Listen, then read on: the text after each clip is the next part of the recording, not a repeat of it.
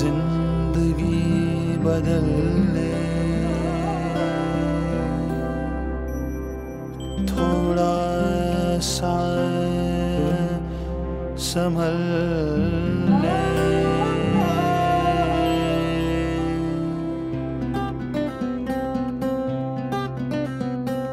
बदलेगा ये नजारा, वक्त का जालिम इशारा, बदलेगा तेरा सितारा, बदलेगी हाथों की रेखा, बदलेगा किस्मत का लेखा, बदलेगा किस्मत का लेखा, बदलेगा किस्मत का लेखा, बदलेगा किस्मत का लेखा। बरसेगा मेघा चैना का, खुशियों से नैना बरसेंगे, चहकेंगे हंसेंगे सब रिश्ते, नामेल मनों के बिछड़ेंगे। तुझे वास्ता तू मुस्कुरा हो मस्त, तू अब गुनगुना आवाज दे, आगाज कर तू खिलखिला, तू झिलमिला बदलेगा, बदलेगा ये नजारा, वक्त का जालिम इशारा, बदलेगा तेरा सितारा, बदलेगी हाथों की रेखा, बदलेगा किस्मत का लेखा, बदलेगा किस्मत का लेखा, बदलेगा किस्मत का लेखा।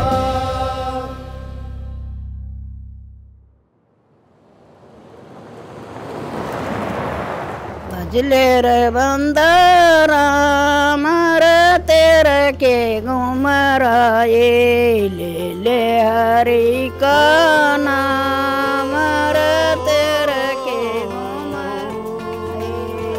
रात अंधेरी तेरी बंदे भोर खड़ी पछताई, तेरी जोरी यसुअन भीगी करता जगत हसाई।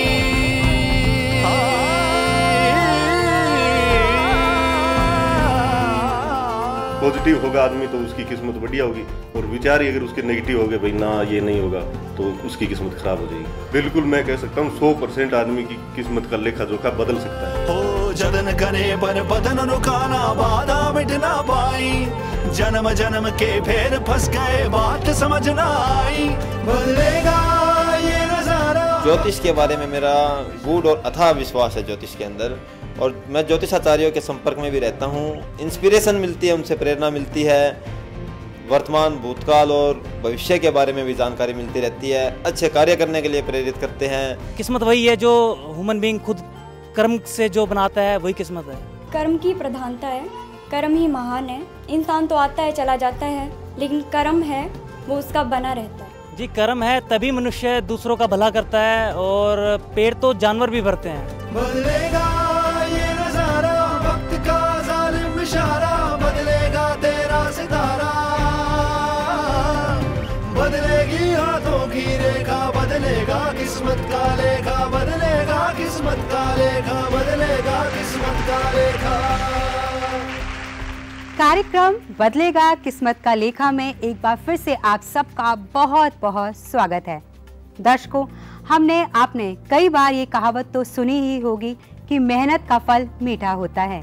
मेहनत के बल पर इंसान अपनी तकदीर बदल सकता है, और हमने ऐसे बहुत से लोगों को देखा है जिन्होंने मेहनत के बल पर अपनी तकदीर को बदला भी है, जिन्होंने मेहनत की है और अपने जीवन में उन ऊंचाइयों को हासिल किया है।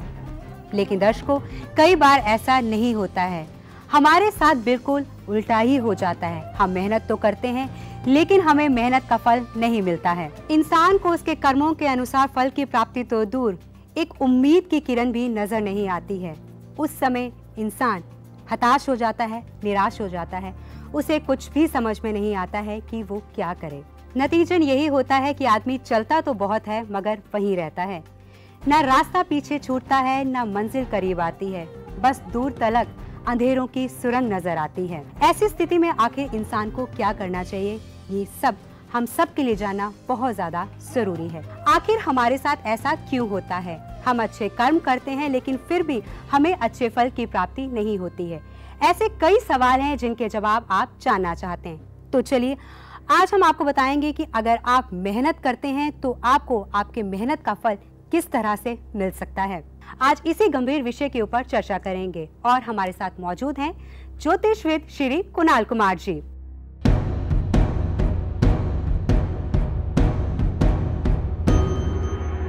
कर्मण्येवाधिकारस्ते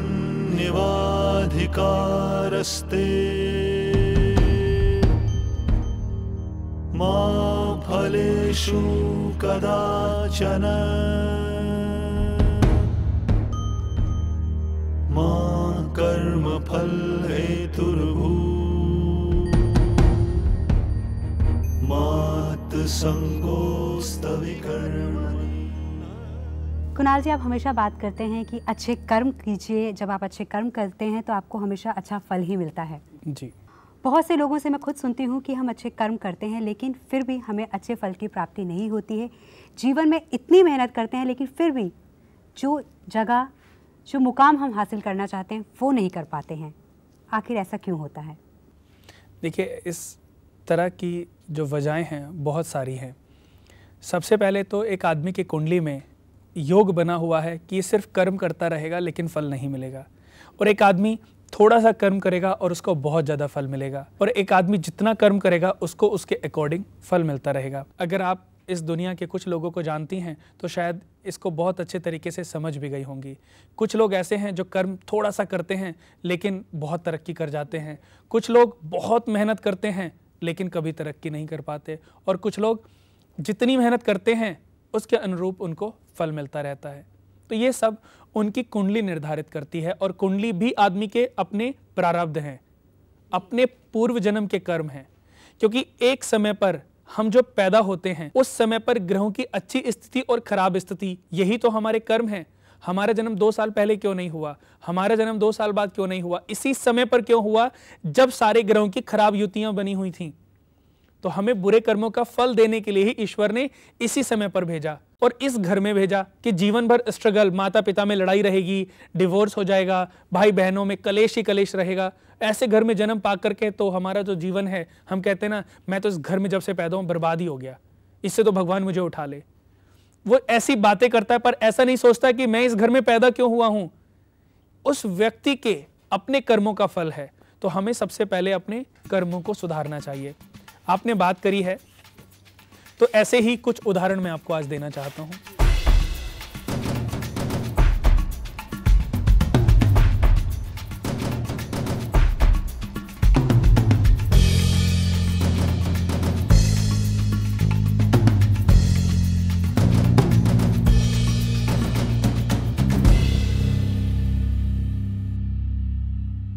देखिए, मैंने आपसे बात करी थी कि 3 तरह के लोग होते हैं। लोग तो बहुत सारे तरीके के होते हैं, लेकिन 3 जो मेजर चीज़ें लोगों के सामने हैं कि एक व्यक्ति बहुत थोड़ी सी मेहनत करता है और उसको बहुत फल मिलता है। तो सबसे पहले ऐसी ही एक कुंडली के बारे में चर्चा करेंगे। मेष लगन कुंडली लेते हैं। लगन में सूर्य उच्च के बैठे हैं, चतुर्थ भाव में चंद्रमा सुग्रही बैठे हैं, और कर्म स्थान में शुक्र और शनि और बुध की युति बनी हुई है। भाग्य स्थान में बृहस्पति हैं और शुक्र सप्तम भाव में, मंगल अष्टम भाव में, राहु छठे भाव में और केतु द्वादश भाव में बैठे हैं। इस व्यक्ति का जन्म अच्छे लगन में हुआ है।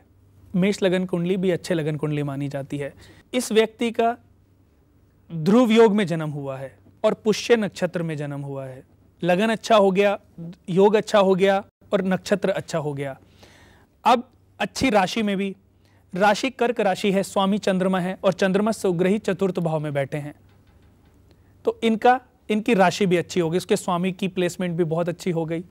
कर्म स्थान, आपने बात करी है कर्म की। दर्शकों, कर्म के लिए व्यक्ति की कुंडली में 10वें भाव का सबसे अहम योगदान होता है।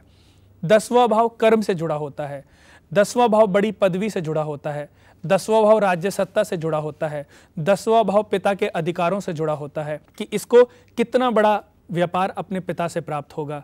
पिता का व्यापार कुंडली में व्यक्ति को 10वें भाव से ही प्राप्त होता है। अब इस कुंडली में जो कारक ग्रह हैं वो माने गए हैं शनि। शनि 10वें घर में कारक माने गए हैं, बुध 10वें घर में कारक माने गए हैं। शनि इंडस्ट्रियों के मालिक हैं, बड़े पद के मालिक हैं। आज आप देखें कि जितने भी अच्छे जो राजनीतिज्ञ होते हैं अपने दिमाग से प्रजा के ऊपर कमांडेंट रखते हैं या अपने दिमाग से वो लोगों से काम निकलवाते हैं और प्रजा की भलाई करते हैं, तो उनकी कुंडली में 10वें घर में शनि की अच्छी प्लेसमेंट होती है। और बुध की साथ में युति होना, शनि और बुध की जब युति बनती है तो एक साथ 1 और 1 11 वाले योग बनाते हैं। 1 और 1 मिलकर 2 होते हैं, लेकिन जब शनि और बुध दोनों साथ में मिलते हैं तो 1 और 1 11 वाले योग बनते हैं। शनि और बुध का कॉम्बिनेशन बहुत बड़ा अधिकार इस व्यक्ति को मिलने वाला है। लगन से ही बड़ा स्वाभिमानी होगा, क्योंकि इसके लगन में सूर्य उच्च के बैठे हैं। स्वाभिमानी, सेल्फ रिस्पेक्ट इस व्यक्ति के अंदर बहुत ज़्यादा होगी। कभी भी ये कहीं पर भी कंप्रोमाइज़ नहीं करेगा, पैसे को लेकर के या अपनी कमियों को लेकर के। पहली बात तो कमियां भी इसके अंदर नहीं होंगी, और कमियों को लेकर के कभी दबेगा भी नहीं। अच्छी पत्नी मिलेगी, अच्छे मकान का सुख, माता पिता के साथ अच्छे रिलेशन और स्वाभिमानी। फिर इसके पास प्रॉपर्टी की भी कमी नहीं होगी। लेकिन जीवन में ये प्रॉपर्टी से लोगों की भलाई कर करके समाज में एक प्रतिष्ठित व्यक्ति बन जाएगा, और फिर विधायक के लिए चुनाव लड़ेगा, चुनाव जीत जाएगा, कैबिनेट पद इसको मिलेगा। चाहे वो राज्य मंत्री हो, चाहे वो कैबिनेट मंत्री हो, केंद्रीय मंत्री हो, वो मिलेगा ही मिलेगा, क्योंकि ये इसकी कुंडली में अच्छे योग बने हुए हैं। पर इन अच्छे योग में पैदा ये अपने पिछले जन्म के कर्मों से, यानी कि प्रारब्ध इसके साथ जुड़े हुए हैं। तो ऐसा व्यक्ति थोड़ी सी मेहनत करेगा और उसको उसके कई गुना फल मिलेगा। अब हम दूसरी कुंडली देखते हैं। दूसरी कुंडली भी मेष लगन कुंडली है। दूसरी कुंडली है कि आदमी जितनी मेहनत करता है उसको उसके अनुसार फल मिलता रहेगा। इस कुंडली में हमने चंद्रमा और राहु की जो प्लेसमेंट दी है वो कुंडली के चतुर्थ भाव में। अब राहु चतुर्थ भाव में चले गए तो ग्रहण दोष लग गया, यानी कि ये जितनी कमाई करेगा उतना उसको किसी ना किसी रूप में नुकसान भी होता रहेगा, या जितने नुकसान करेगा उनकी भरपाई भी ये जीवन में धीरे धीरे करता रहेगा।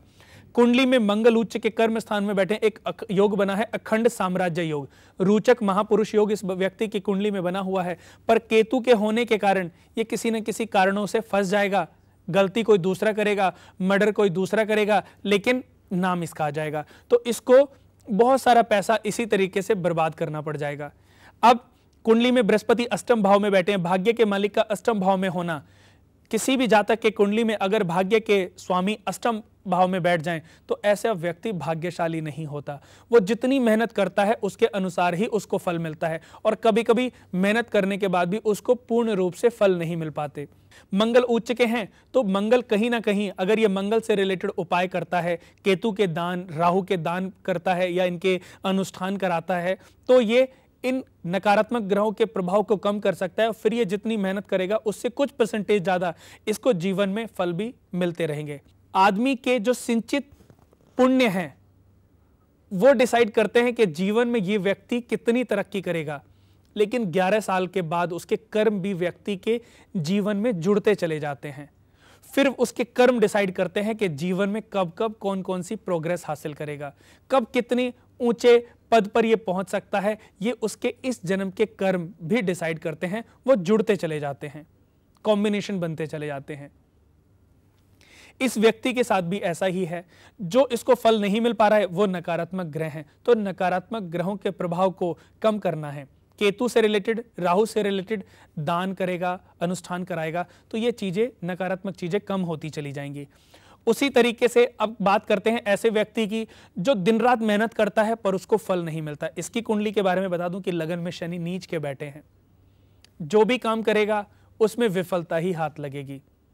स्वभाव से बहुत शक्की मिजाज होगा, मन में बहुत सारे सिचुएशन, बहुत सारे डर रहेंगे कि मैं ये करूं या ना करूं, ये करूंगा मैं बर्बाद तो नहीं हो जाऊंगा। तो ये डर इसको कभी बड़ा आदमी बनने ही नहीं देगा, कभी रिस्क लेने ही नहीं देगा, उठाने ही नहीं देगा। उतना काम करेगा जो ये कर सकता है। तृतीय भाव में बुध बैठे हैं। बुध का तृतीय भाव में होना भी अच्छा नहीं माना गया, अशुभ माना जाता है। इस घर में बुध योग कारक नहीं होते। तीसरे घर में इसको अपने भाई बहनों से भी बेनिफिट नहीं मिलेगा, भाई बहनों के साथ भी रिलेशन को मेंटेन नहीं कर पाएगा। इसकी कुंडली में राहु और चंद्रमा का ग्रहण दोष लगा हुआ है पंचम भाव में। मंगल और केतु का योग बना हुआ है 12वें भाव में। बृहस्पति नीच के कर्म स्थान में बैठे हैं और शुक्र नीच के 6ठे भाव में बैठे हैं। अब अपनी संपत्ति धीरे धीरे किसी न किसी रूप में विनाश कर देगा। सारा पैसा इसका खर्च होता चला जाएगा, गलत संगत में चला जाएगा, पैसे का दुरुपयोग करेगा, जो भी कमाएगा वो बर्बाद करेगा। पहले तो मेहनत बहुत करेगा पर उसके अकॉर्डिंग फल नहीं मिलेगा। जैसे आप देखते हो एक सड़क बनाने वाले मजदूरों की कहानी, एक मकान बनाने वाले मजदूरों की कहानी, मेहनत तो बहुत करते हैं पर फल नहीं मिलता। तो ऐसी स्थिति में ये पैदा हुए हैं, ये इनके प्रारब्ध जुड़े हुए हैं। इस जन्म में तो इनको सिर्फ मेहनत करनी है, क्योंकि पिछले जन्म में किसी की दूसरे की मेहनत पर इन्होंने अपना जीवन जिया है। दूसरी कंपनी में काम करते थे, मालिक को लूटते रहे लूटते रहे लूटते रहे, कभी मेहनत करने के बारे में नहीं सोचा और उसका पैसा सारा बर्बाद कर दिया। तो इस जन्म में इनको मेहनत मेहनत मेहनत करनी है। एक छोटी सी कहानी सुनाता हूं, आपको बड़ा मजा आएगा। आपने सुना होगा कि बहुत से लोग दुहाई देते हैं कि इस मंत्री ने, इस नेता ने बहुत फ्रॉड कर लिया। आप टीवी पे भी देखते हो, हजारों का घोटाला, करोड़ों का घोटाला। शायद इतनी संख्याएं आपने, इतना पैसा कभी आपने देखा भी नहीं होगा जितने घोटाले आज टीवी के माध्यम से हमें सुनने को मिलते हैं। कभी कभी मैं भी जब फ्री होता हूं तो देखता हूं और मुझे हंसी आती है, सच बताऊं तो, लोगों के ऊपर। आज सब लोग उंगली उठा रहे हैं एक मंत्री के ऊपर, पर मैं एक चीज उन्हीं लोगों से, यहां पर मेरी मंत्री से, किसी नेता से कोई प्रॉब्लम नहीं है, मैं उन लोगों से पूछना चाहता हूं कि क्या वो मंत्री उस पैसे को कभी यूज कर पाएगा? वो अपने पूरे जीवन में उस पैसे का कभी उपयोग ही नहीं कर पाएगा। जब आक्रोश फैलता है, दंगे फैलते हैं, तो कोई ये नहीं सोचता कि इसके साथ अच्छा हो रहा है या बुरा हो रहा है। लोगों ने दुकानें लूटनी शुरू कर दी, या एक राजा का राज्य था, इसको ऐसे भी ले सकते हैं, एक राजा का राज्य था, राजा के कोई संतान नहीं थी, अंत में राजा के पास बहुत सारा धन था, तो उसकी प्रजा ने आक्रोश कर दिया और उसकी प्रजा ने महल में घुस करके राजा को भी मार दिया और उसका सारा कोष, सारा खजाना खाली कर दिया, सब लूट के ले गए। वो राजा दोबारा जन्म लेता है एक मिडिल क्लास फैमिली में, क्योंकि उसने भी थोड़ी सी कमियां थी, थोड़े से दोष थे। मिडिल क्लास फैमिली में जन्म लेता है और वो धीरे धीरे मेहनत कर करके एक दिन विधायक बन जाता है, विधायक से मंत्री बन जाता है और मंत्री से मुख्यमंत्री बन जाता है। अब वो पैसा सारा इधर उधर से इकट्ठा करता है। क्यों करता है? वो पिछले जन्म का पैसा उसी प्रजा से सूद समेत वापस ले रहा है। पिछले जन्म में तो किसी ने भी नहीं सोचा इस राजा को लूटने से हमें जीवन में क्या क्या भोगना पड़ेगा। अब वो राजा जब सूद समेत पैसा लेकर के उसने स्विस बैंक में जमा कर दिया, अब वो उसके काम नहीं आएगा, लेकिन उन लोगों के कर्मों की सजा देने के लिए वो आया था और उसने उन लोगों को उनके कर्मों की सजा दी। मेरे पास वो है जो मेरी किस्मत में लिखा है, जो मेरे कर्म से मेरे पास होना चाहिए था, तो मैं दूसरे के लिए लालच क्यों करूं? हम दूसरे लोगों को सिर्फ दोष देते रहते हैं, उस भ्रष्ट अधिकारी ने ये कर लिया, उस मंत्री ने ये कर लिया, उसने ये कर लिया, उसने इतना पैसा। हम कभी ये नहीं सोचते कि उस पाप के भागीदार तो हम भी हैं, शायद हमारे बुरे कर्म रहे होंगे तभी उसने हमारा पैसा लिया है। तो हमें इसी चीज पर ध्यान देना चाहिए कि हमने शायद कोई ऐसा पाप, ऐसी गलतियां तो नहीं करी कि हमारा पैसा उसने इसीलिए लूटा हो। तो अगर ये चीजें व्यक्ति ध्यान देना शुरू कर दे तो शायद जीवन में कभी कोई दोष ना रहे, कभी कोई किसी से गलती ना हो। लेकिन हर व्यक्ति को ऐसा सोचना चाहिए। देखिए, अच्छा सोचेंगे तभी अच्छा कर पाएंगे। जब आपके मन में नकारात्मक चीजें ही नहीं निकलेंगी तो आप कभी अच्छा ना सोच पाएंगे, ना कुछ अच्छा कर पाएंगे। इसीलिए दर्शकों, कर्म सर्वोपरि है, कर्म से बड़ा कुछ भी नहीं है। और कृष्ण भगवान ने कहा भी है, कर्म किए जा, फल की चिंता ना कर, क्योंकि आपके कर्मों का फल ईश्वर आपको स्वयं देंगे।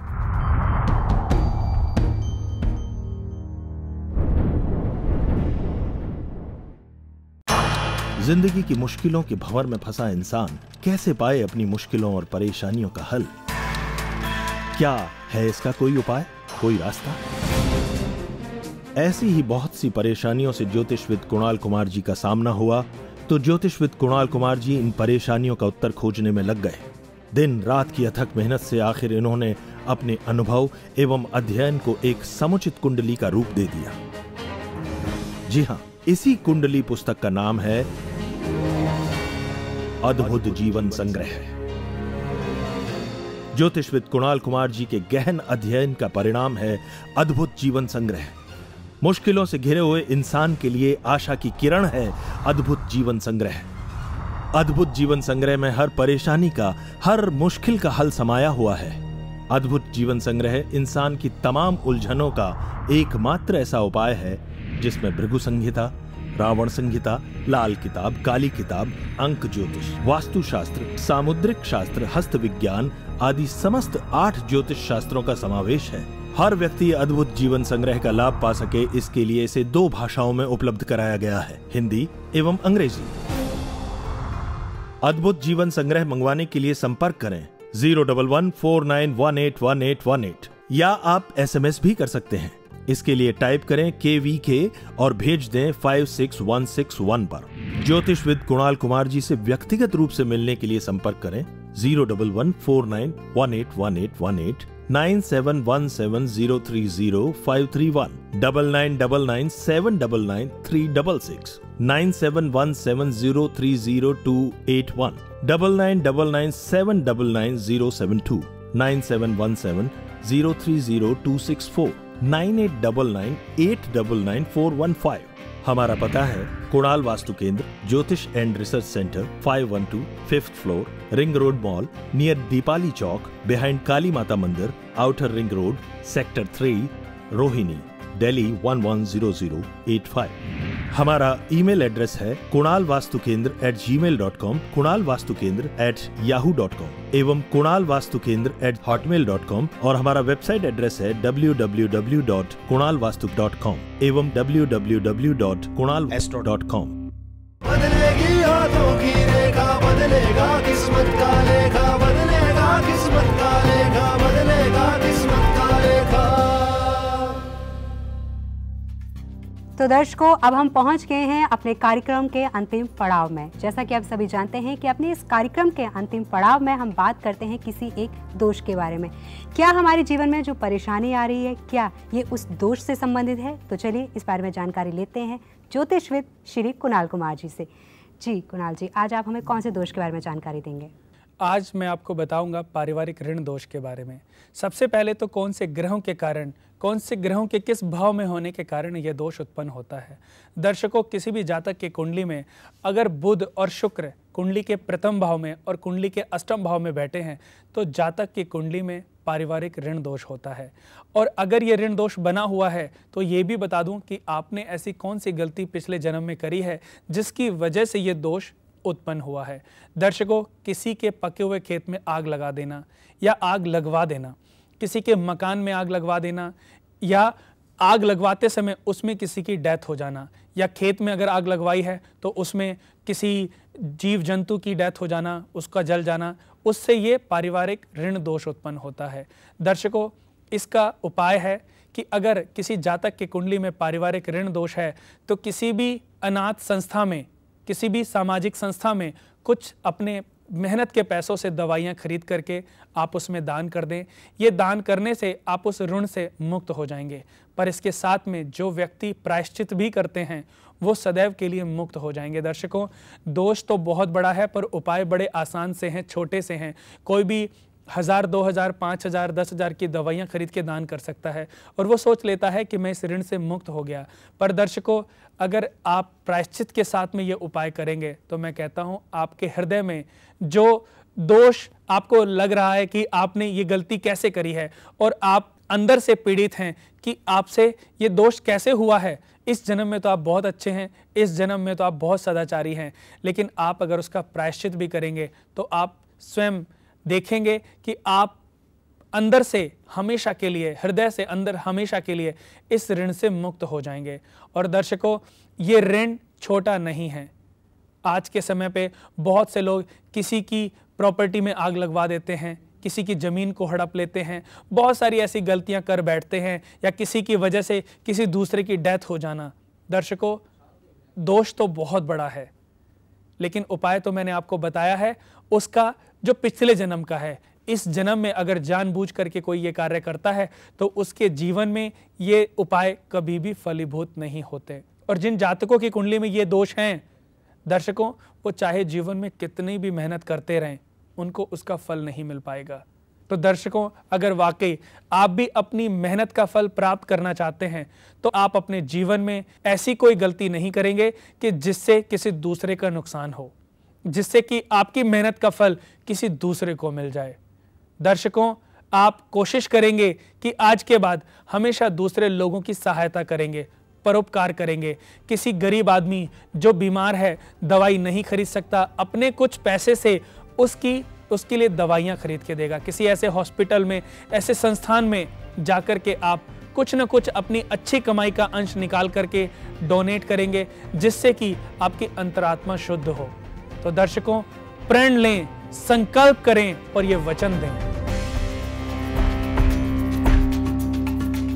तू कर प्रण, तू शपथ ले, तू वचन दे, मानवता परोपकार का संकल्प ले। भाग्योदय होगा तेरा, तू जान ले, तू जान ले। कर्म हो तुझसे भला, तू ठान ले, तू ठान ले। जीवन सारे ही है, तू मान ले। संकल्प ले, संकल्प ले, संकल्प ले।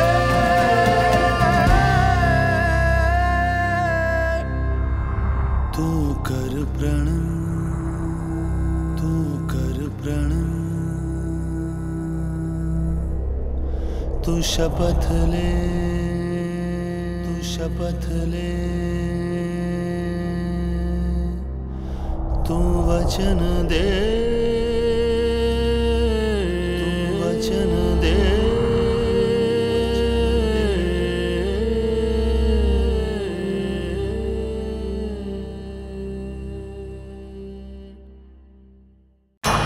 जिंदगी की मुश्किलों के भंवर में फंसा इंसान कैसे पाए अपनी मुश्किलों और परेशानियों का हल? क्या है इसका कोई उपाय, कोई रास्ता? ऐसी ही बहुत सी परेशानियों से ज्योतिषविद कुणाल कुमार जी का सामना हुआ तो ज्योतिषविद कुणाल कुमार जी इन परेशानियों का उत्तर खोजने में लग गए। दिन रात की अथक मेहनत से आखिर इन्होंने अपने अनुभव एवं अध्ययन को एक समुचित कुंडली का रूप दे दिया। जी हां, इसी कुंडली पुस्तक का नाम है अद्भुत जीवन संग्रह। ज्योतिषविद कुणाल कुमार जी के गहन अध्ययन का परिणाम है अद्भुत जीवन संग्रह। मुश्किलों से घिरे हुए इंसान के लिए आशा की किरण है अद्भुत जीवन संग्रह। अद्भुत जीवन संग्रह में हर परेशानी का, हर मुश्किल का हल समाया हुआ है।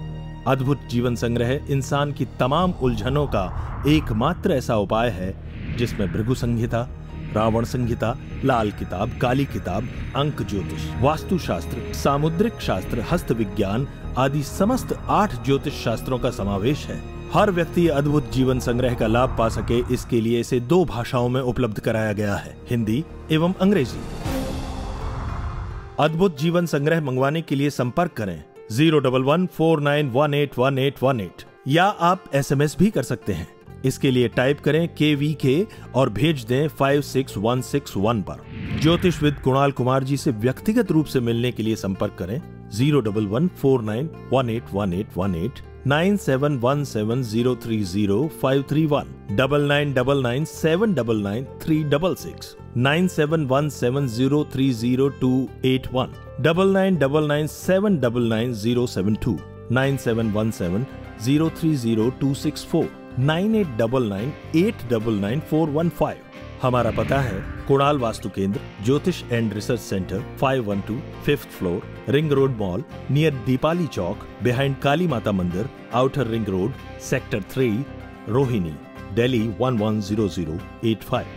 हमारा ईमेल एड्रेस है kunalvastukendra@gmail.com, kunalvastukendra@yahoo.com एवं kunalvastukendra@hotmail.com और हमारा वेबसाइट एड्रेस है www.kunalvastu.com एवं www.kunalastro.com।